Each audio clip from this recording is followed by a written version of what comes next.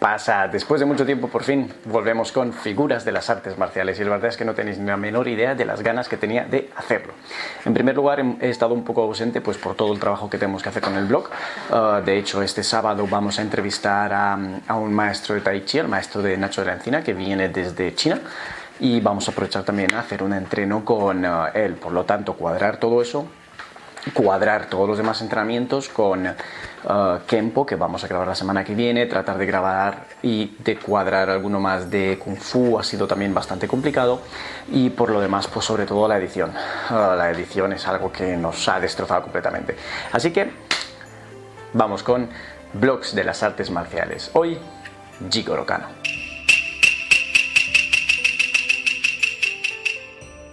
En este vídeo os presentamos a Jigoro Kano, el creador y fundador del judo, el cual nació en Kansai en el año 1860, el 28 de octubre. Sí, el 28 de octubre, tengo aquí la chuleta, no os voy a mentir, porque recordar todo esto es súper complicado.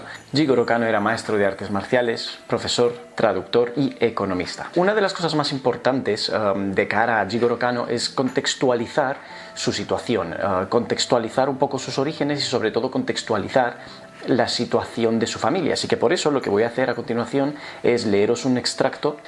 Jigoro Kano, por parte de padre, provenía de una línea de sacerdotes, los Shogenji, si no lo pronuncio mal, lo siento, cuyos orígenes se remontan a la época del dios sintoísta Kamotaketsunumi no Mikoto. Inicialmente ubicado en las cercanías de Kagoshima, el Shogenji finalmente se instaló en Otsu. Todo esto pues son los movimientos de su linaje.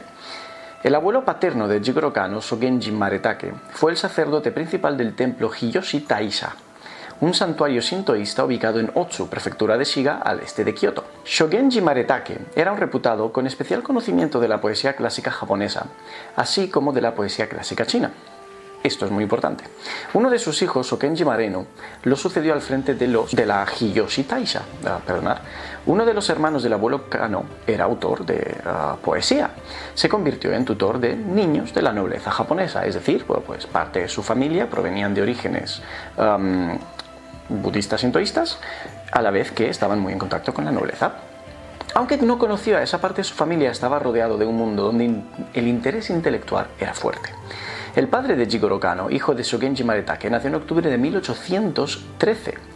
Jirosaku Mareshiba, que soñaba con descubrir el mundo, abandonó la cuna familiar y comenzó a explorar Japón. Terminó dejando sus maletas en Mikage, donde conoció a la familia Kano. Eran un antiguo linaje japonés, involucrado en la elaboración y el comercio del sake desde al menos el siglo XVII. Por lo tanto, Jirosaku Mareshiba comenzó a trabajar con los Kano, en este caso con Jisaku Kano. Este último se lo agradeció entregando a su hija Sadako, aún más sorprendente para un observador moderno, aunque era un lugar común en Japón en ese momento. Jisaku Kano lo adoptó. Así es como Shogenji Maretake tomó el nombre de Kano, que luego quedó en la familia, de lo que Jigoro obviamente se benefició. Es decir, fue el padre de Jigoro el que adoptó el nombre familiar de su mujer y no al revés.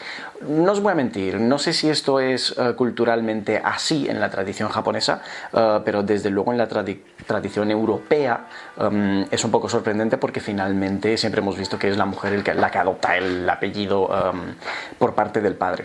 No lo estoy juzgando ni nada, simplemente es algo que me llama la atención porque yo juraría, por el orgullo cultural japonés, ¿no?, del hombre, que pues lógicamente debería ser al revés. Pero, por favor, si me equivoco, escribirlo porque para eso estamos.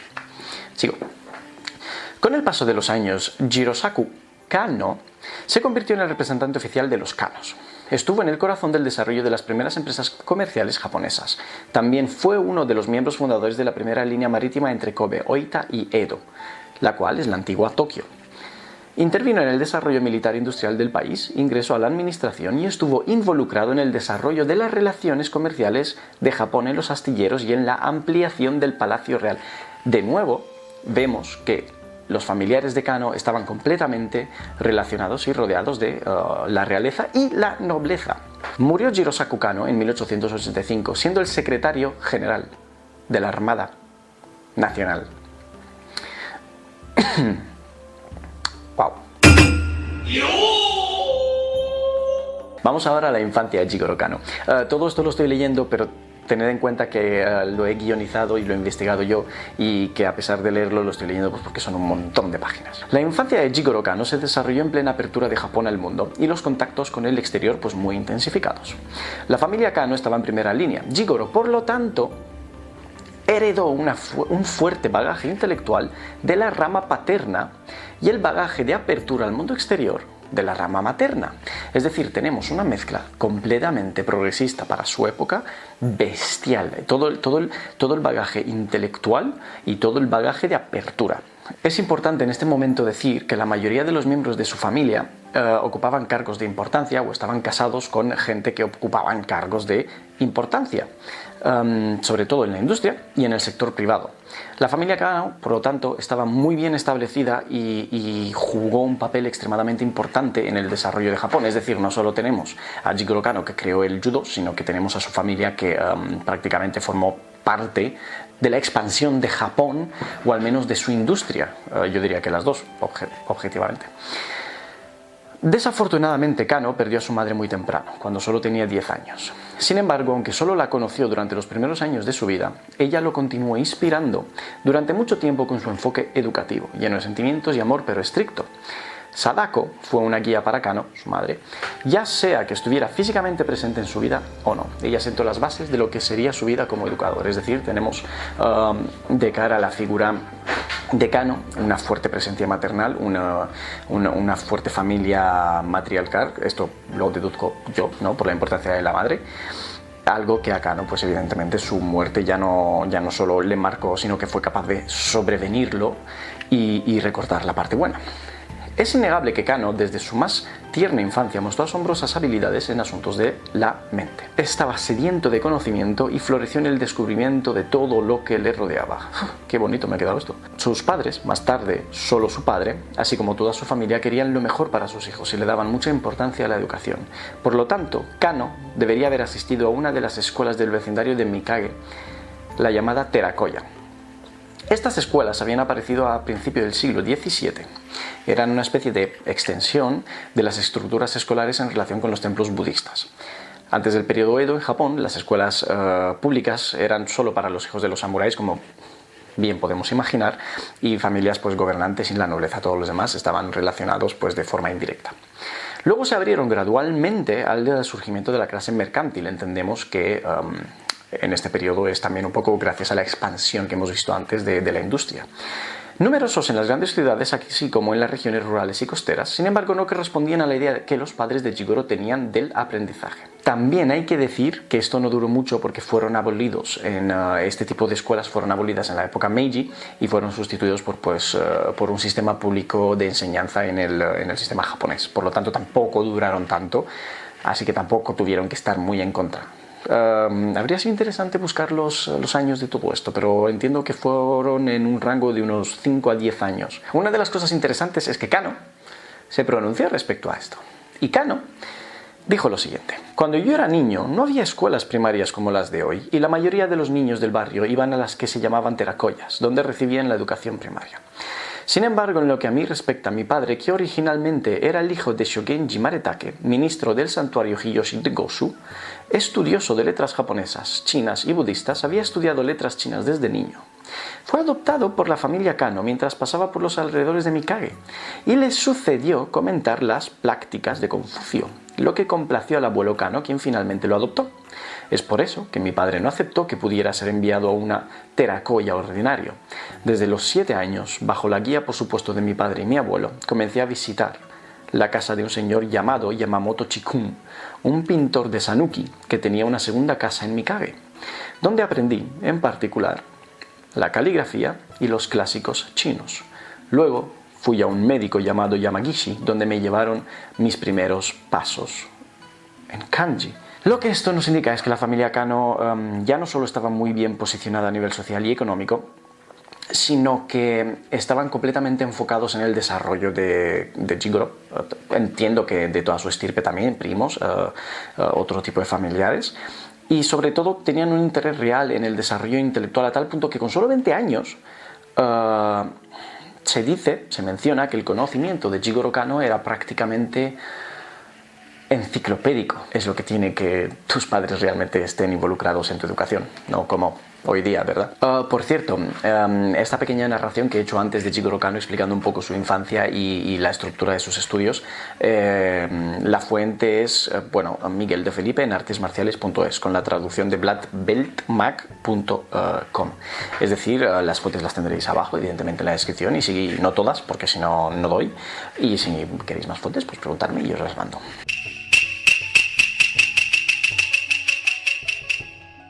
Kano, debido a su curiosidad, debido a su interés, se fue a la Universidad de Kioto en 1868. En Kioto en ese momento había un bueno, no sé si decir resurgimiento o un surgimiento tal vez de las artes marciales de una forma muy profunda, sobre todo pues evidentemente como hemos visto en otros blogs el Daito Ryu Jujutsu o en este caso el Jujutsu. Kano se obsesionó con el lema del Jujutsu, que era vencer con el mínimo de fuerza necesario, ya que su fragilidad le impedía practicar deportes que realmente requiriesen un esfuerzo físico intenso. Esto es una conclusión que yo tengo, ¿no? Ya sabéis que yo pues voy dando mis conclusiones, voy haciendo la narración, luego veo cómo lo edito, pero tal vez esto se deba, tal como comentamos en el vídeo de Shokaku Takeda, que estas técnicas tengan su origen en métodos de los bushi, ¿no? los guerreros japoneses clásicos, ya no tanto los samuráis ni los ronin, nada por el estilo.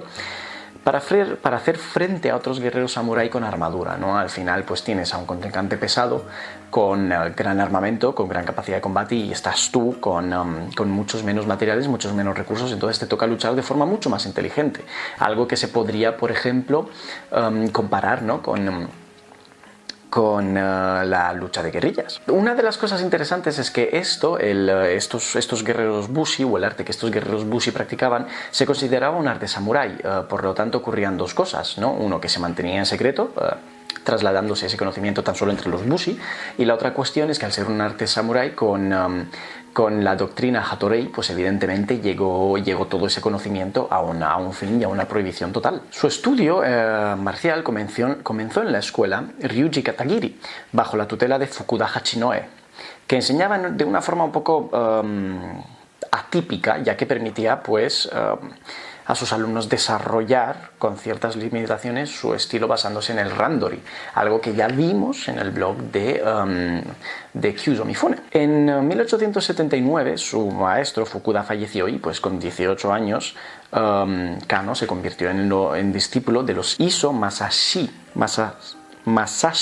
en su dojo durante un periodo de 2 años, convirtiéndose en el ayudante de este, llegando incluso pues a impartir clase. Kano pues con esto no estaba muy satisfecho, porque por una cuestión de autoexigencia, podemos llamarlo, no estaba satisfecho y decía que no era lo suficientemente docto como para dar clase, ¿no? Que aún él era un discípulo y que no era tanto un docente. Y es en este momento en el que Kano conoció a Ikudo Tsuneishi, maestro de la escuela Kito Ryu, de tal forma que comenzó pues a entrenar en su dojo. Al mismo tiempo que entrenaba el Kito Ryu, Kano estudió con ahínco los Densho, o manuscritos antiguos, que contenían las enseñanzas de los maestros fundadores de varias escuelas de Jujutsu. Estos documentos se podían considerar algo así como sabiduría marcial, podemos determinarlo de esa forma. En uno de ellos, una de las cosas interesantes es que, por ejemplo, uno de ellos pues tenía indicaciones de cómo capturar a un rufián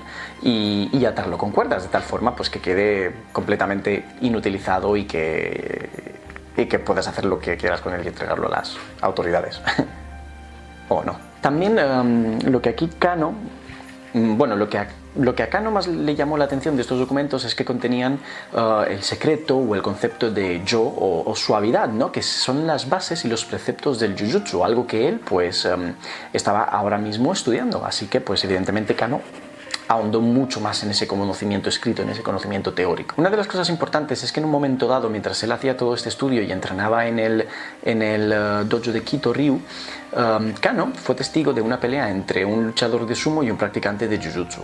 Y es algo que a Kano, al parecer, por alguna razón que no está del todo documentada, repugnó mucho a Kano, debido a que al parecer él lo que vio, lo que debió de ver, dentro de esa práctica del Jujutsu, ¿no? Él consideraba más prácticas mercenarias, ya que no se guiaba por el arte de la suavidad, sino que debió de ser una pelea sucia, una pelea fea, mientras que Kano a lo mejor se esperaba esa suavidad, esa armonía en los movimientos, y lo que vio fue todo lo contrario.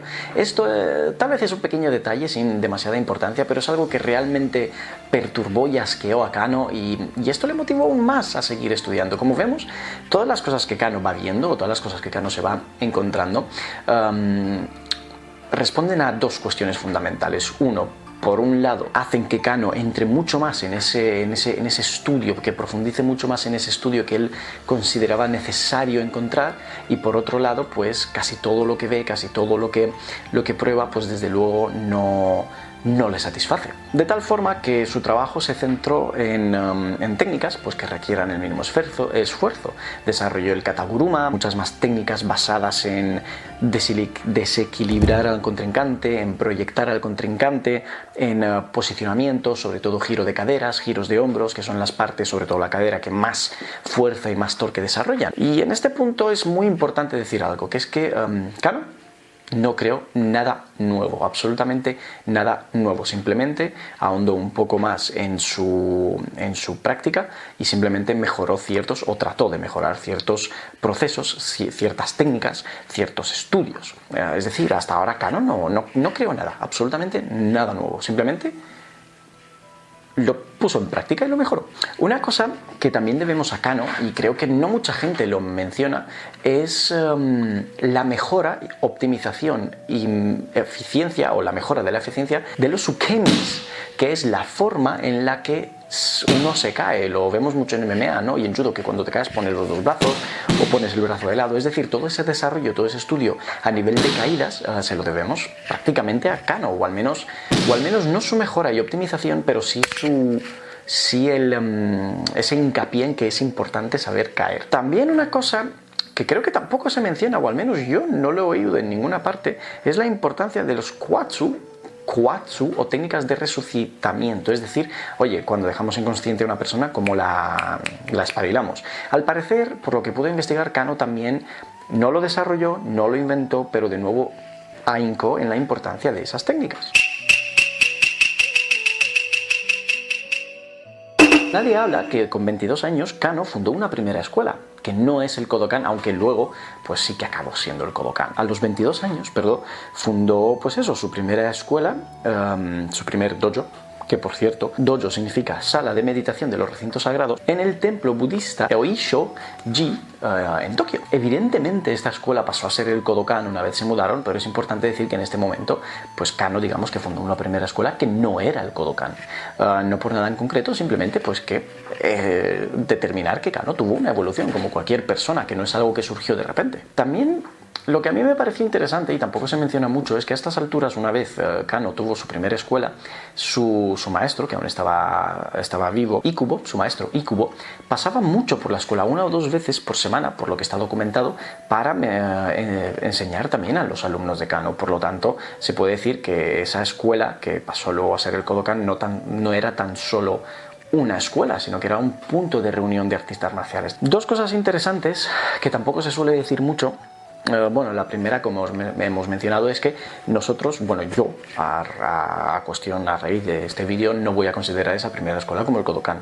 Y la otra cosa importante es que la gente siempre se le olvida que Kano a estas alturas estaba dando clases de literatura a los hijos de la nobleza en la escuela Gakukshin. Es decir, Kano no había perdido esos contactos, ese movimiento de alta sociedad. Kano seguía en contacto con toda esa gente mientras fundaba la escuela, mientras daba clases, ¿no? Como hoy día vemos a muchos maestros de artes marciales, el mío propio, que tiene su trabajo y pues por las tardes, en este caso aquí en España, es artista marcial. Y una de las cosas más importantes respecto a Kano es que él sí daba clases a la alta nobleza, pero también daba clases a personas que no tenían muchos recursos.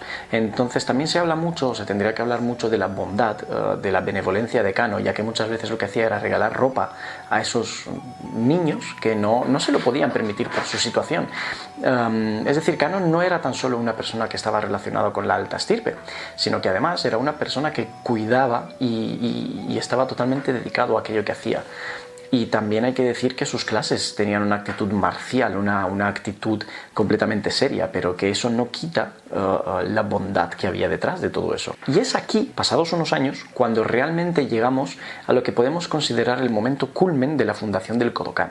Y es que después de tanto tiempo entrenando en el dojo, en la sala de rezo, que es lo que significa dojo en realidad, los monjes invitaron a Kano y a sus alumnos a irse, porque al parecer, según dijeron ellos, según encontré en varias fuentes, las imágenes y la sala cuadra más, pero sobre todo las imágenes se habían deteriorado hasta tal punto, entendemos que pues por la humedad de estar sudando, por los golpes, por la luz, por el movimiento, el suelo, que ya no era admisible. Entonces los monjes dijeron, mira Kano, te tienes que ir porque el templo lo queremos seguir reservando, que sí, que está muy bien que tires a tus chicos al suelo, que todo esto sude, pero la humedad y todo me está destrozando los cuadros, así que fuera. Así que Kano lo que hizo, los convenció para que le dejen construir pues un edificio anexo al templo. Lo que no sé es si en el territorio del templo, es decir, en el terreno del templo, y el permiso se lo tuvo que dar los monjes para construir otro edificio, o es que realmente había un terreno que no era del templo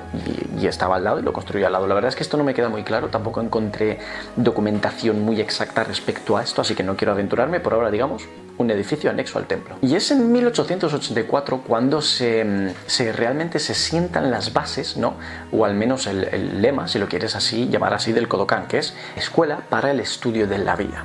Mientras, pues, Kano daba servicios en el Ministerio de la Casa Imperial, lo cual, pues, es bastante importante porque todos estos contactos le sirvieron un poco para sentar su idea. Los cimientos de su escuela se basaron en dos ideas principales. Voy a leerlo, por si nos importa, porque no recuerdo estas cosas y no sé cómo pronunciarlos, que es Seiroku Zenyo, que significa máximo de eficiencia con el mínimo de esfuerzo, y Jita Kyoei, que traducido es bienestar común a través de la ayuda mutua, es decir, máxima efectividad, mínimo esfuerzo y ayuda. Y Jigoro Kano, pues evidentemente lo explicó de la siguiente forma. Supongamos que la fuerza de un hombre parado frente a mí es de 10 unidades, mientras que la mía, menor que la de él, es de solamente 7 unidades. Ahora, si él me empuja con todo su vigor, seré derribado, aun si utilizo toda mi fuerza para oponerme.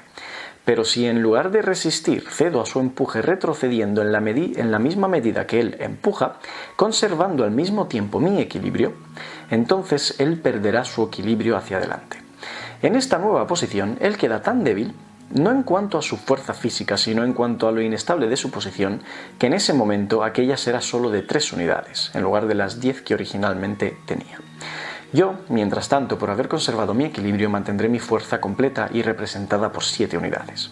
Será entonces cuando, siendo momentáneamente superior, podré derrotar a mi oponente utilizando solo la mitad de mi fuerza, es decir, 3 unidades y media contra las 3 de él.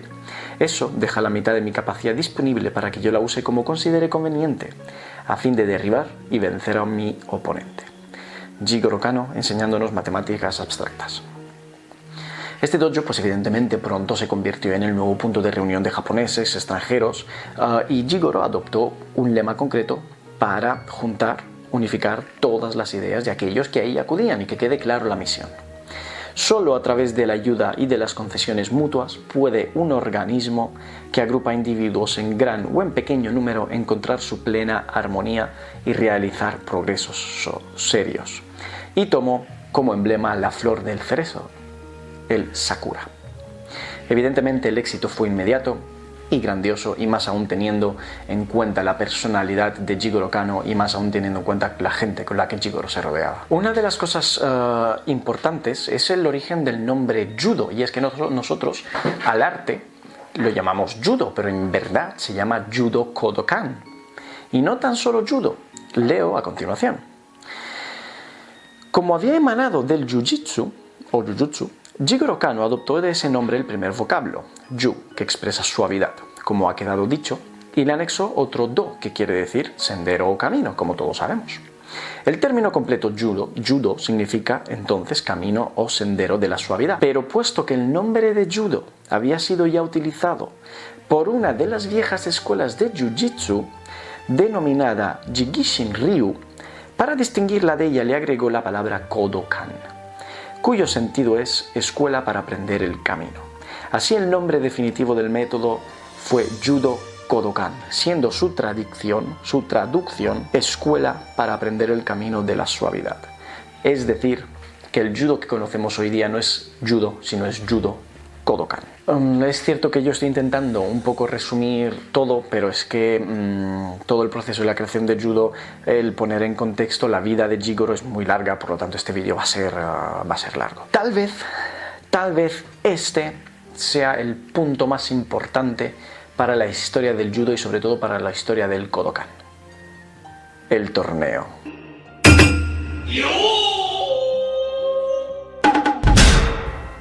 Tal como se podía prever, surgió una fuerte rivalidad entre dos artes marciales, el judo y el jiu-jitsu. Este último, pues evidentemente, tal como vimos en el blog y en el estudio de Shokaku Takeda, estaba en absoluto declive y había un judo que venía pisando fuerte, quitándole pues el lugar que le pertenecía, y esto no sentó bien. Una de las cosas interesantes es que también es cierto que mientras el jiu-jitsu o el jiu-jitsu, como quieras llamarlo, estaba en declive, puntualmente hubo un pequeño resurgimiento, y los alumnos que formaban parte de este resurgimiento se reían mucho de los alumnos de Jigoro Kano, que eran, como ellos decían, tan correctos, ¿no? Y es que ellos no consideraban que pudiesen ser tan correctos, tan venerables, tan honorables, y practicasen un arte de combate. Y esto les hacía gracia, y se rieron de ellos. Pero en concreto había un maestro, Hikosuke Totsuka, del cual seguramente en algún momento hagamos una investigación, que tenía un gran número de estudiantes y fue la clave de este punto. También hay que decir que los alumnos de Totsuka siempre estaban provocando a los alumnos de Kano, el cual les había prohibido terminantemente entrar en ese juego y no podían luchar contra los alumnos de Totsuka. Por lo tanto, tenemos a un lado los jiu-jiteros japoneses, que no brasileños, los practicantes de jiu-jitsu, que estaban constantemente provocando a los practicantes de judo, y estos no se podían defender. Pues evidentemente, ¿qué ocurre? Que llegará un momento en el que estos de aquí, que no se pueden defender, irán a su maestro y le dirán: mira, estamos hasta los...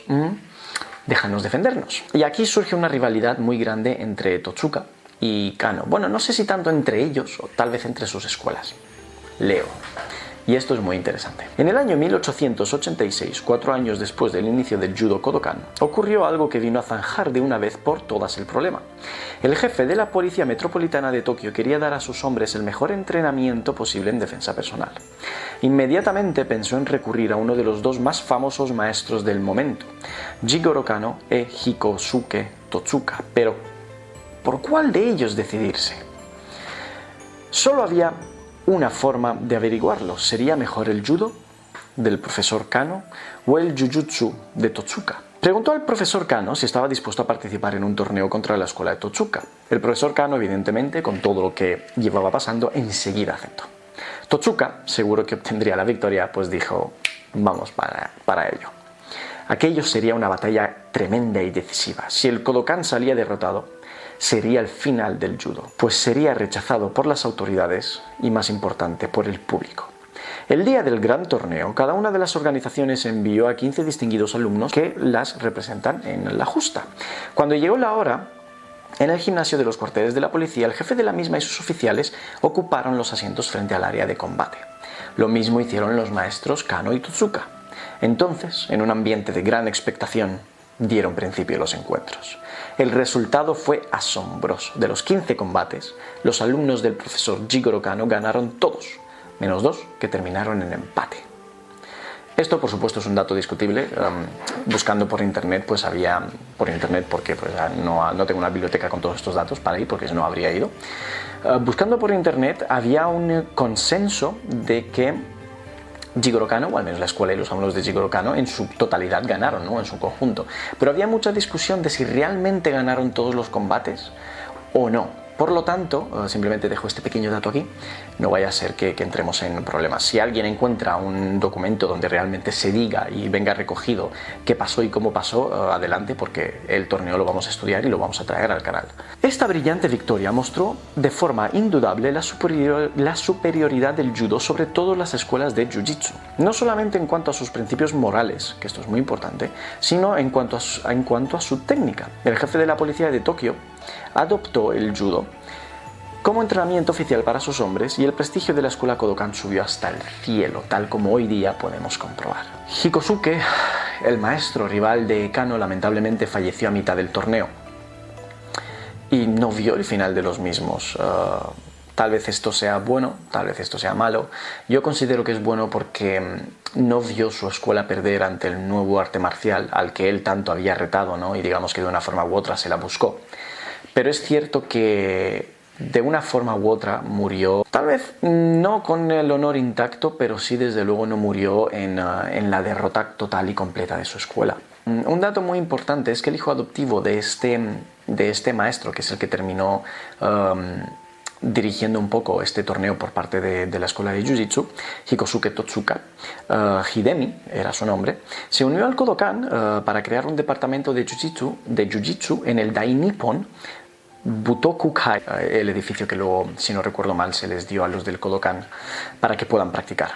Otro de los acontecimientos más importantes después de esto es que el barón Yajiro Shinagawa le permitió a Kano mover su escuela a su propia residencia. Es decir, el Kodokan se movió a la residencia de un varón. Esto desde luego pues colocaba al judo aún más como el arte marcial por excelencia, y en cuanto a interés nacional pues evidentemente un boom aún mucho más grande. Realmente las rivalidades del 1880-1885 no es tan sencillo como un simple torneo, no es algo tan sencillo como eso, es algo que tiene un trasfondo increíble, una revolución cultural de fondo, una revolución política, una revolución social que en algún momento me gustaría poder investigar con profundidad, investigar con ahínco y traeroslo todo absolutamente desgranado para que entendamos, porque no lo entendemos ni vosotros ni yo, la importancia que tuvo el judo en el desarrollo posterior de la sociedad y de la cultura japonesa. Y también comentar pues que el judo creció tanto después de estos eventos que pasó de una escuela con 12 tatamis a una escuela con 514 tatamis en el Dai Nippon Budokukai, que era la escuela. Ahora llegamos ya a la parte final.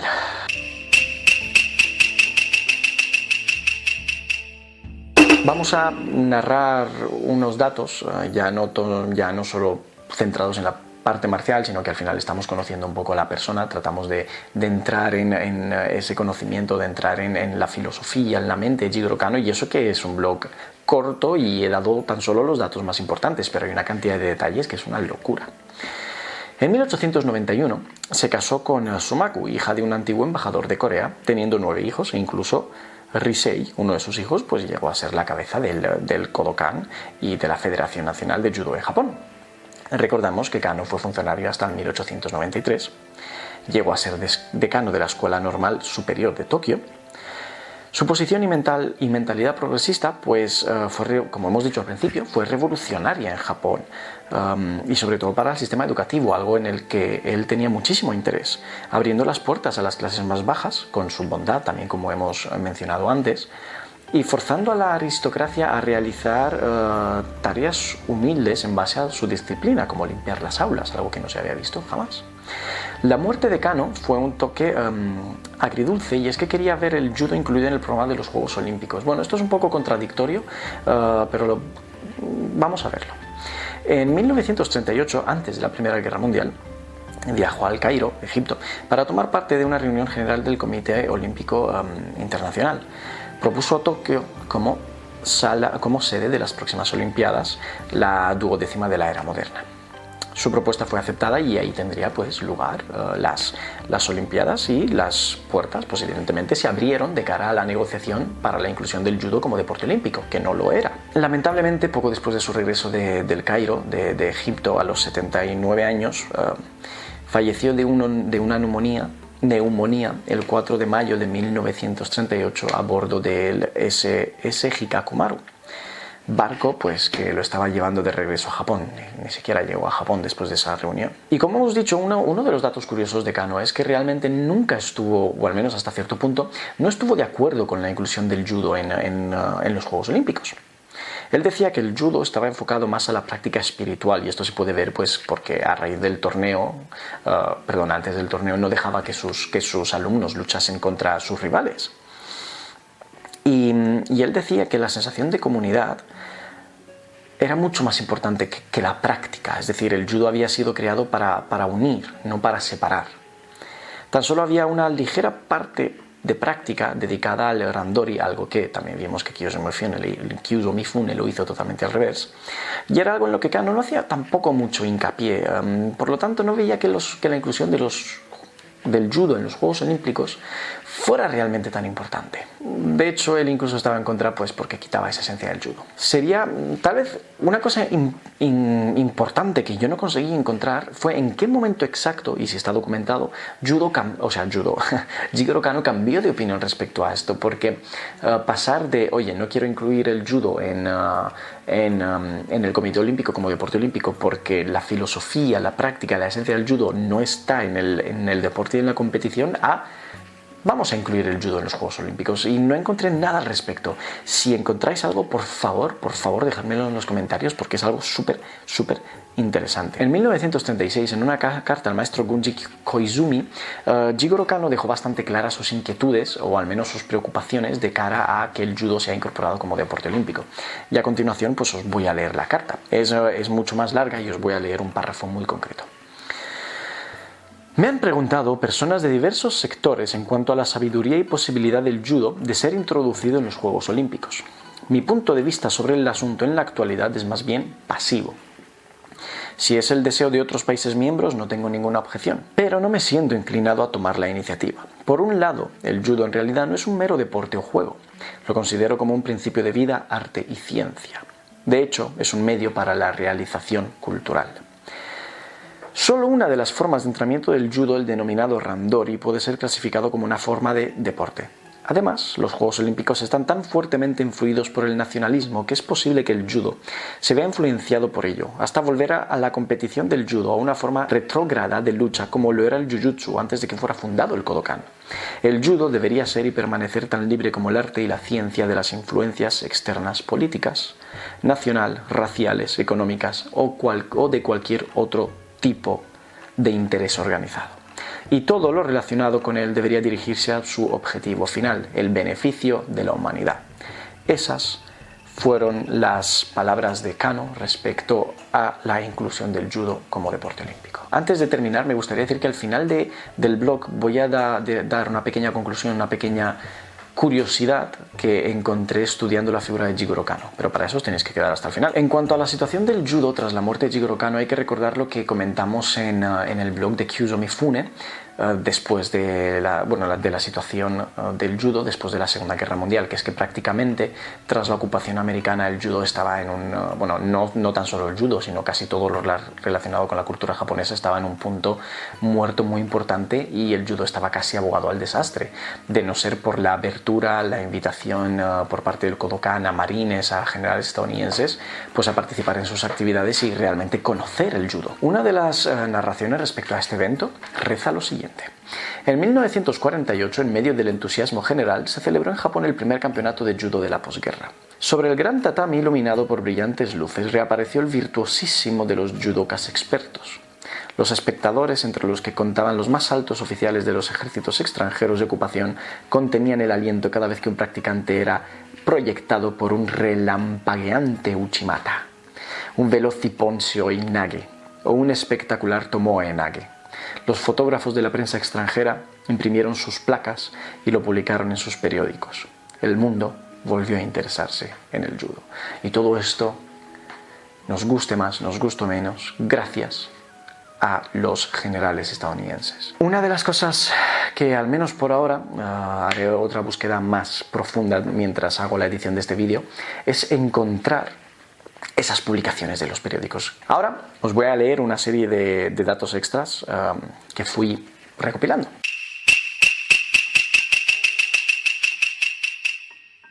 En 1889 viajó a Europa, donde realizó numerosas demostraciones de judo en Marsella, Francia. Varias veces fue enviado en misiones oficiales a China y Europa, en los años 1802, 1905 y 1912. he dicho 1802, 1902. Fue el primer japonés en ser miembro del Comité Olímpico Internacional desde 1912 en los Juegos de Estocolmo a 1932, Juegos de Los Ángeles, y 1936, los Juegos del Berlín. Creo que todos sabemos por qué hay una pequeña pausa ahí entre los Juegos Olímpicos. E incluso en 1915 el rey Gustavo de Suecia le impuso la medalla olímpica por sus esfuerzos por promover el deporte dentro de su espíritu elevado, tal como se mencionó. En 1920 se jubiló para dedicarse a la difusión del judo. Podemos entender esto como una forma de paliar el daño moral hecho por la humanidad tras la Gran Guerra. Y es que Kano, recordemos, era un humanista, apostaba por la ayuda mutua en concordia. Por lo tanto, ese puede ser uno de sus motivos respecto a la inclusión del judo como deporte olímpico, o incluso por su retiro. No lo sabemos, pero lo podemos intuir. En 1934, el Kodokan celebró su 50 aniversario con una impresionante ceremonia a la que asistieron el príncipe imperial y otros altos cargos de Japón. En 1938 dejó una obra escrita, Kodokan, en la cual expone su filosofía. En 1962, después de la muerte de Kano, se construyó en Tokio un edificio llamado Budokan para reemplazar al Kodokan y permitir que otros maestros de otras disciplinas como el Jujutsu, el Aikido, tuvieran como punto de unión las artes marciales en un lugar marcial, algo que a Kano pues seguramente le habría encantado. En 1964 el judo masculino fue incorporado como disciplina olímpica y la sección femenina sería incluida en los Juegos de Seúl en 1988. El dato que me parecía más interesante antes de pasar a una parte histórica, que ya sería el punto final, también muy importante, es que investigando la figura de Jigoro Kano, en contraposición a cuando investigué la figura de Kyuzo Mifune, mientras que en la historia de Kyuzo Mifune se hace muchísimo hincapié en la figura de Jigoro Kano, lógico, es el creador del judo, hasta ahí nada sorprendente. Lo que me sorprende es que investigando la figura de Jigoro Kano no hay ni una sola mención a Kyuzo Mifune. Tal vez esto sea un sin más, ¿no? Porque al final realmente en la historia de Jigoro Kano quien es importante es Jigoro Kano y el judo, y en la historia de Jigoro Kano quien es importante es Jigoro Kano y el judo. Tal vez esa sea simplemente la razón, pero es algo que simplemente me pareció curioso, porque al final Kyuzo Mifune es considerado el dios del judo, es decir, ¿soy el único que piensa que debería haber una ligera mención a tal vez su mejor alumno o tal vez el alumno más reconocido? E incluso Kyuzo Mifune, gracias a Kyuzo Mifune, el judo sobrevivió después de la Segunda Guerra Mundial. No lo sé, es algo que simplemente me parece curioso y quería ponerlo sobre la mesa para ver qué opináis. Ahora, antes de terminar, y esto ya sí que sí es la parte final del vídeo, vamos a contar un par de anécdotas, un par de curiosidades, que esto siempre gusta, y vamos a contar un par de historias. Si os gusta, por favor, antes de terminar, dejar el like, dejar un comentario, compartir. Recordad que si llegamos a 1000 suscriptores antes de fin de agosto, vamos a hacer un sorteo con Fujimae, o vamos a intentar sortear una katana. Para eso vamos a tener que negociarlo, pero de verdad, compartir, porque al final esto lleva muchísimo trabajo y es algo que apreciamos mucho. Historia número 1. El ruso. En una travesía que efectuaba a bordo de un gran crucero a vapor, ocurrió la noticia entre los pasajeros de que él era el creador del judo. En el mismo barco viajaba también un luchador ruso enorme. Los pasajeros aprovecharon la situación y comprometieron al profesor Kano para tener un encuentro con aquel. Se hizo espacio en la cubierta y los dos combatientes quedaron frente a frente. Los espectadores, anticipando una rápida derrota del maestro Kano, lo miraban con pena, pues por la diferencia de estatura parecía como si David fuera a enfrentarse a Goliat. Sin embargo, en cuanto comenzó la lucha, el maestro Kano se metió en la guardia de su oponente y lo proyectó con su movimiento favorito, el ukigoshi, o lanzamiento de cadera. El ruso salió volando por los aires, pero lo más admirable fue que el profesor Kano tuvo aún tiempo para salvar la cabeza de su oponente de un espantoso choque contra la cubierta del barco, al colocar su palma justo en el punto de impacto. Segunda historia. Si queréis más, os voy a traer más. Si queréis más, ahora solo hay 2. Vais a tener que darle muchos likes. Theodore Roosevelt. A principio del siglo, el presidente de los Estados Unidos, Theodore Roosevelt, solicitó al maestro Kano un instructor para que éste le enseñase. Este respondió enviándole a uno de sus mejores discípulos. de aquellos que estuvieron con él desde ya el lejano día de la fundación del Kodokan, el famoso Yoshiaki Yamashita. Entre maestro y discípulo se desarrolló una sincera amistad. Como prueba de ello, existe en los archivos de la escuela Kodokan una fotografía que muestra al presidente de los Estados Unidos, en traje militar, de pie junto a una roca con la siguiente leyenda de su puño y letra: Profesor Yoshiaki Yamashita, con la estimación de su alumno Theodore Roosevelt, abril 13 de 1904.